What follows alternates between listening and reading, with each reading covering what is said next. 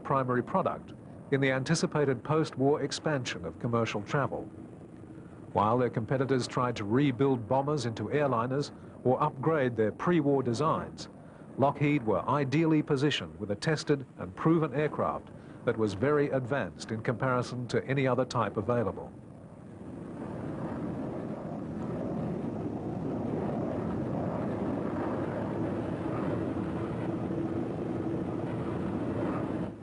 By buying back C-69s from the Air Force, including those partially built at the factory, Lockheed were able to offer customer airlines new aircraft almost at war's end.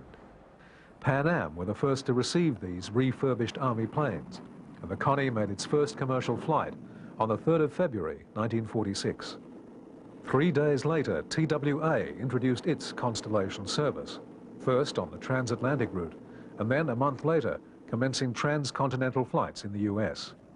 Competing carriers were mostly relying on DC-4s, and the Connie had no problems outperforming the older Douglas plane. The efficiency of the Constellation was undeniable, and within 2 years, TWA's rivals on the transatlantic route had been forced to change to the Lockheed plane themselves. In effect, the Lockheed decision gave them an 18-month lead over their competitors at Boeing, Douglas, and Republic. This was clear to the airline operators as well. Within a week of the war's end, the company had orders from 8 airlines for over 100 Constellations. The contracts totaled over $75 million and allowed Lockheed to retain its skilled workforce as production of the Connies was stepped up. The original batch of ex-military planes was soon used up, and new examples started to roll from the factory. Though intended for civil use, they were still the basic C-69 as ordered for the Army.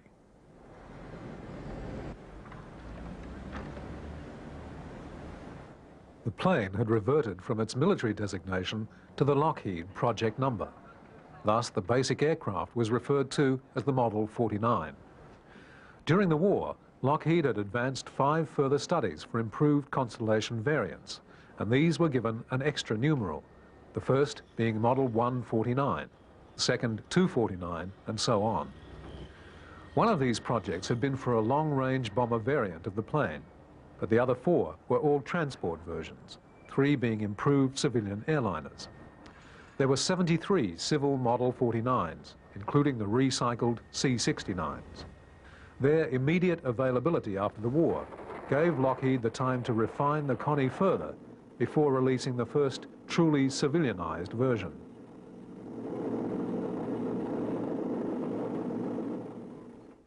For some carriers, the purchase of Constellations propelled them into the big league.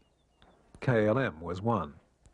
As early as November 1946, they had transferred their transatlantic route to Lockheed Model 49s, and the Connies served the airline well from then into the mid-50s. By that time, KLM was a major world airline with a massively expanded network of routes.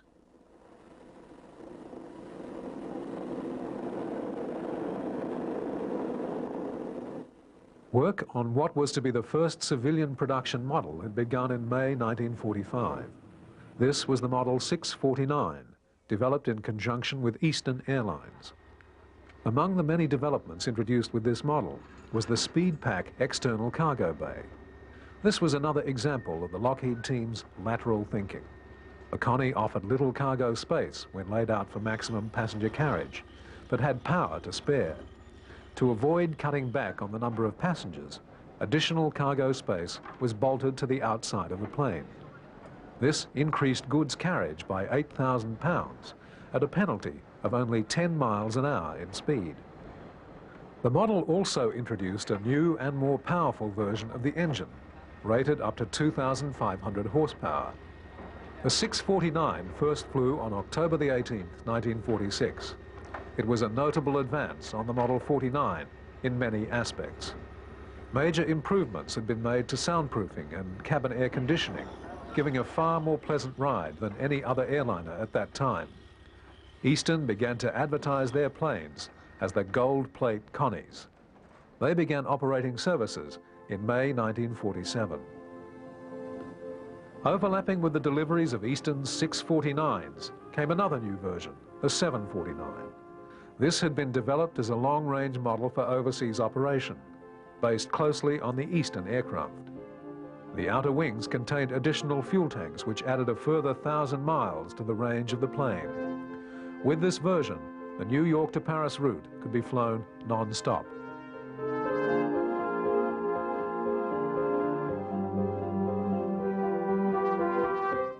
Further improvements to the 749 were recognized with the sub-designation 749A.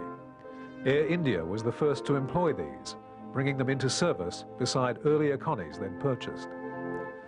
The improvements made to this version were directed to obtaining a higher gross takeoff weight, bringing an addition of nearly 5,000 pounds to the payload. The weight of the Connie had grown markedly during her career to that time. The initial C-69 had a maximum weight of 72,000 pounds, but this had been expanded to 107,000 with the 749A. At the same time, the range had increased from 2,400 miles to well over 3,000. Many of the improvements made to these planes were later built into earlier models, blurring the distinctions between the early versions.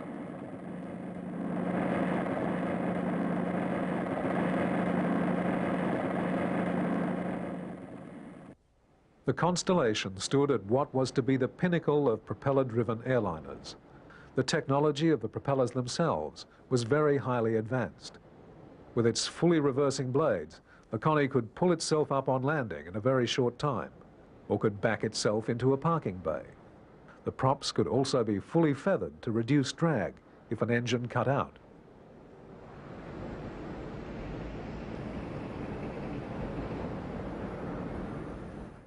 Extreme use of the reversing props on landing produced this sort of spectacle, with the Constellation not only coming to a halt in a very short strip, but promptly backing up.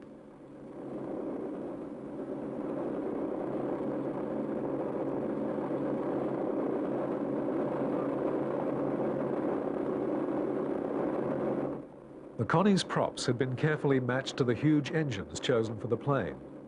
The big blades caused some problems with undercarriage in hoisting the plane clear of the ground, but these problems were offset by the advantages gained in flight.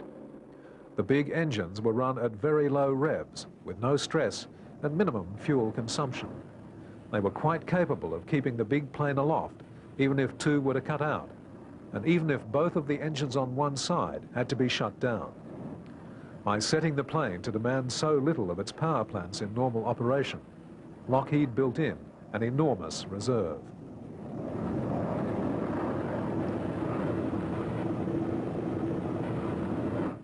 The 749A specification had originally derived from renewed military interest. The original C-69s had been a problem aircraft for the Army, due in no small part to the experimental nature of the design. The Army was well served by its large fleet of Douglas DC-4-derived C-54s, and abandoned the Lockheed plane.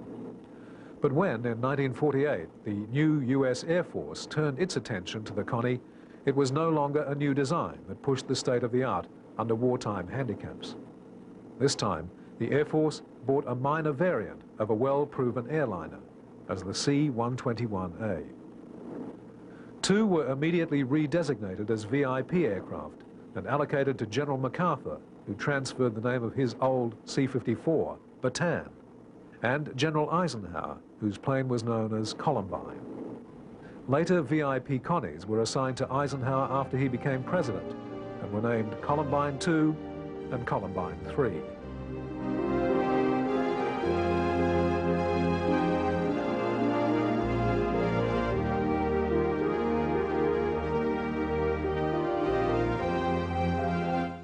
The non-VIP C-121As were used as cargo and personnel transports and had strengthened floors and large rear fuselage cargo doors.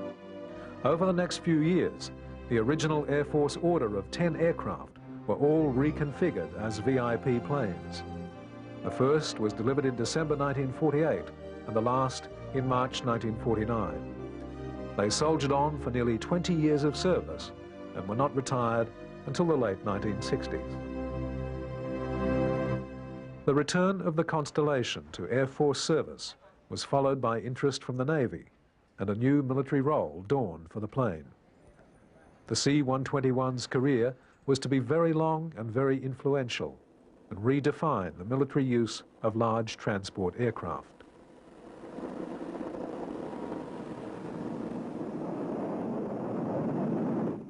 By the time of Columbine 3, President Eisenhower's plane was a much different proposition from his first Constellation. In the development of this new type, the story of the Constellation returned to its beginning, to the first C-69 built. This had displayed its military number, 310309. However, its company number had been 1961, and it was as old 1961 that it was to gain its individual fame.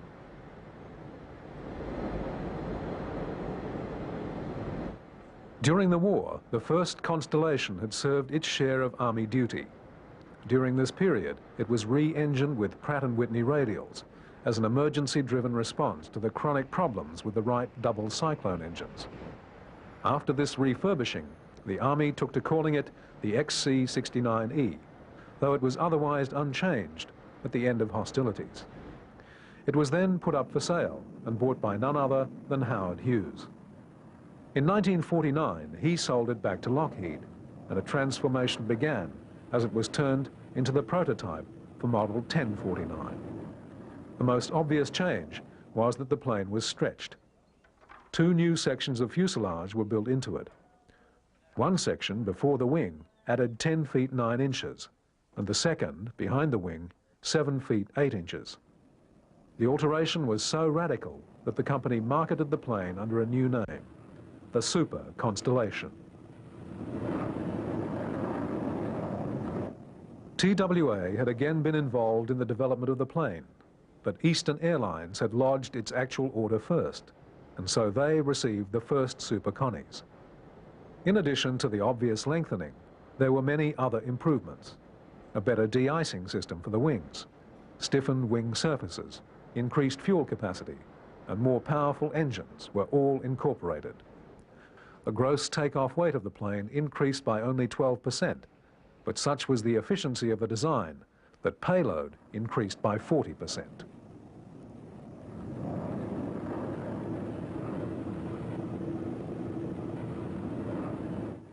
Seating was available to cater for between 69 and 109 passengers, as Lockheed devised a variety of layouts. Some were designed for long-range carriers and others for commuter airlines. Other plans with fewer seats catered for routes with a higher proportion of freight or allowed the removal of the fittings to use the aircraft as a part-time cargo plane when passenger traffic was light. The company's intent was clear. The Constellation had given them a captive market they did not want to lose.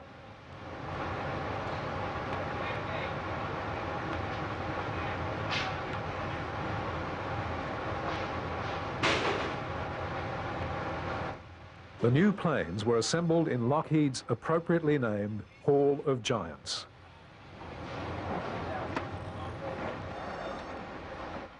The first version had only a limited lifetime. It had been intended to give it a new and revolutionary turbo-compounded engine, but teething problems with the new power plant had led to the use of standard, though uprated, radials. The 2,700 horsepower delivered by these engines left the Constellation slower than its rival, the Douglas DC-6, and only 24 were built. Lockheed were forced to persist with introduction of the more powerful but underdeveloped new engines. Though problems persisted, the strategy paid off and sales picked up.